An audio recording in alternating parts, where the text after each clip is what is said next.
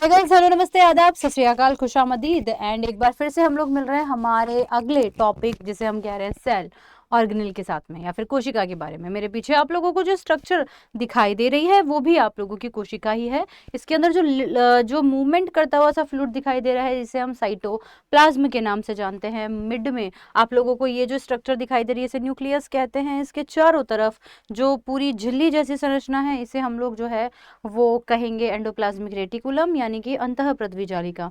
अंतःपृथ्वी जालिका generally दो प्रकार की होती है, एक रफ, एक स्मूथ एंडोप्लाज्मिक रेटिकुलम।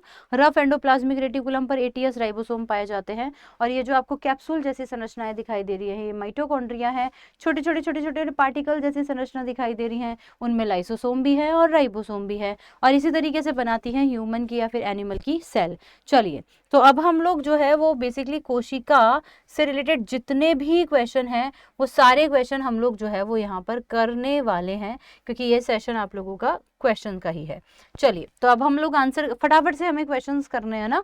तो हम लोग कह रहे हैं कि भाई निम्नलिखित में से कौन सी कोशिका को पावर हाउस या फिर जो है कोशिका का शक्तिगृह कहा जाता है। तो हम सबको पता है कि माइटोकॉन्ड्रिया को कोशिका का शक्तिगृह कहा जाता है, क्योंकि ये 36 एटीपी बनाता है और 36 अगर एटीपी बना रहा है तो ये सेल्यूलर रेस्पिरेशन कर रहा है, कोशिकीय श्वसन करता है, जिसके फलस्वरूप ये ऐसा कर पाता है। कहा जा रहा है कौन सा कोशिकांग जो है वो कोशिका के अणुओं में प्रवेश और निकास के लिए नियंत्रित करता है, कंट्रोल करता है। तो वो तो सबसे आउटर मेम्ब्रेन जो होगी जिसे हम कोशिका झिल्ली या फिर सेल मेम्ब्रेन कहते हैं वही होगी, जिसे हम सेमी परमिएबल मेम्ब्रेन या फिर अर्धपारगम्य झिल्ली के नाम से जानते हैं। फिर आप लोगों से कहा जा रहा है कि कोशिका, उसके प्रकार, संरचना और कार्य और उसके अंगों का अध्ययन, यानी कि ऐसा स्टडी जिसमें हम सेल के बारे में सारी ही स्टडी कर लेते हैं, इसको हम साइटोलॉजी के नाम से जानते हैं। साइटोलॉजी नहीं है तो फिर आप सेल बायोलॉजी कर दीजिए, क्योंकि साइटोलॉजी भी हो सकता है, सेल बायोलॉजी भी हो सकता है। इस नाम को देने वाले थे आपके हर्टविंग, और फादर ऑफ साइटोलॉजी जो है वो रॉबर्ट हुक को कहा जाता है, क्योंकि उन्होंने कोशिका के बारे में सबसे पहले बताया था। फिर इसके अलावा हम बात कर रहे हैं कि भाई आत्मघाती थैली किसे कहते हैं। आत्मघाती थैली कह दो, सुसाइडल बैग कह दो, carry bag, disposal bag, atom bomb, dustbin जैसे नामों से जाना जाता है। ये हमारी कोशिका में पाया जाने वाला लाइसोसोम। प्लांट की कोशिका में लाइसोसोम नहीं पाया जाता है और गोल्जी बॉडी ने आपके लाइसोसोम का फॉर्मेशन किया हुआ है। इसके अलावा ये सब सेलेक्टिव क्वेश्चंस हैं जिनको तो पढ़ना ही पढ़ना है बस, जिससे आपका रिवीजन भी हो जाएगा और आपकी तैयारी भी जो है वो पूरी हो जाएगी। फिर कहा जा रहा है प्रोकैरियोटिक कोशिकाओं में निम्नलिखित में से कौन सा कोशिकांग अनुपस्थित होता है। प्रोकैरियोटिक यानी पुरानी कोशिका। पुरानी वाली कोशिकाओं के अंदर न्यूक्लियस नहीं होता, कोई भी कोशिका के अंग नहीं होते, झिल्ली वाले अंग नहीं होते, होता है तो सिर्फ और सिर्फ डीएनए और जो है डीएनए तो वैसे भी आप लोगों का कोशिकांग में नहीं आ रहा, राइबोसोम होता है। पूछा जा रहा है कौन सा कोशिकांग अनुपस्थित होता है। नाभिक भी नहीं होता, लाइसोसोम नहीं होता, तो कुछ भी नहीं होता, सिर्फ राइबोसोम होता है। इसलिए आप यहाँ पर उपरोक्त सभी यानी कि all of these will be the very right answer. Another question कि which of the following the cell organelle is involved in the storage of food and the other nutrient required for a cell to survive. निम्नलिखित में से कौन सा कोशिका का अंग कोशिका के जीवित रहने के लिए पोषक व अन्य पोषक के भंडारे में शामिल है। यानी कि यहाँ पर यह पूछा जा रहा है कि कोशिका के जीवित रहने के लिए आवश्यक भोजन और इन सबका स्टोरेज कौन करता है। तो स्टोरेज के लिए आपके पास में रिक्तिकाएं होती हैं, वैक्यूल्स होती हैं। रिक्तिका के ऊपर जो पतली सी झिल्ली पाई जाती है उसे हम टोनोप्लास्ट के नाम से जानते हैं और प्लांट के अंदर ये जो रिक्तिकाएं होती हैं वो सबसे ज़्यादा पाई जाती हैं। प्लांट के अंदर ये रिक्तिकाएं जो है वो सबसे ज़्यादा पाई जाती हैं, लगभग 90 to 92% जो है वो रिक्तिकाओं का होता है, जबकि एनिमल सेल के अंदर 1 से 2% ही रिक्तिकाएं जो है वो पाई जाती हैं, सिर्फ 1 से 2% ही। और टोनोप्लास्ट तो दोनों के अंदर ही उपस्थित होगा। ये स्टोरेज का काम करती हैं, स्टोर रूम की तरह ये बिहेव करती हैं। Which of the following the cell organelle is involved to the breakdown of the organic metal. आपसे कहा मेटल, निम्नलिखित में से कौन सा कोशिकांग कार्बनिक पदार्थों के टूटने में शामिल है। यानी कि कार्बनिक पदार्थों को तोड़ने का काम कौन करेगा।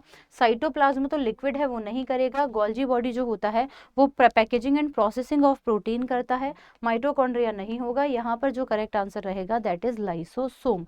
क्या रहेगा, लाइसोसोम ही जो है वो अपघटन करता है, कचरों का निपटारण करता है। कोई फॉरेन पार्टिकल आ गया तो उसकी डेड बॉडी को भी जो है वही डिसॉल्व करेगा। हर जितने भी अनवांटेड चीजें जो आपकी कोशिका में है वो सब लाइसोसोम को दे दी जाती है ताकि वो वहां पर ले जाकर डिस्ट्रॉय कर सके इन सभी चीजों को। अगला क्वेश्चन है कि फास्फोलिपिड के संश्लेषण में शामिल है, involve the synthesis of the phospholipid. तो फास्फोलिपिड माइटोकॉन्ड्रिया बनाता है या फिर जो है वो साइटोप्लाज्म बनाता है।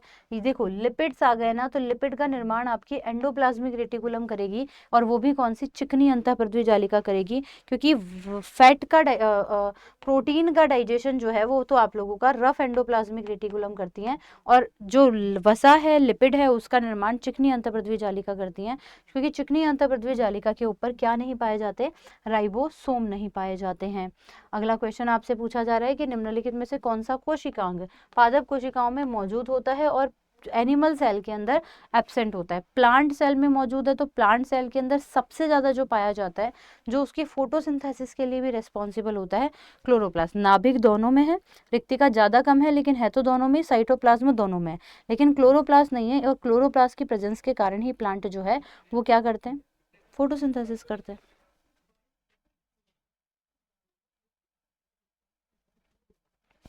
नेक्स्ट क्वेश्चन कि which of the following statement is true about the chromosome.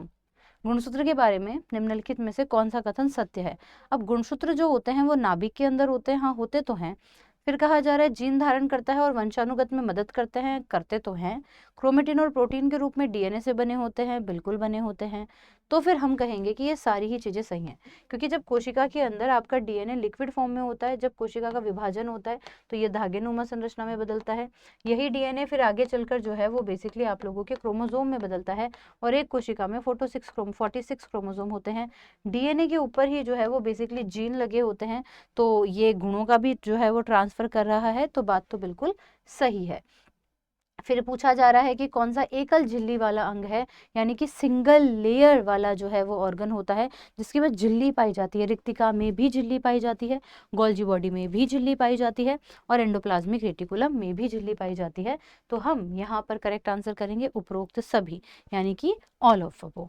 ठीक है, तो अगला क्वेश्चन देखते हैं कि क्या यहाँ पर पूछ रहे हैं कि निम्नलिखित में से कौन सा कोशिकांग अंग जंतु कोशिका में मौजूद होता है और पौधों की कोशिकाओं में अनुपस्थित होता है। आंसर कीजिए, आंसर कीजिए फटाफट से कि क्या यहाँ पर करेक्ट आंसर होगा।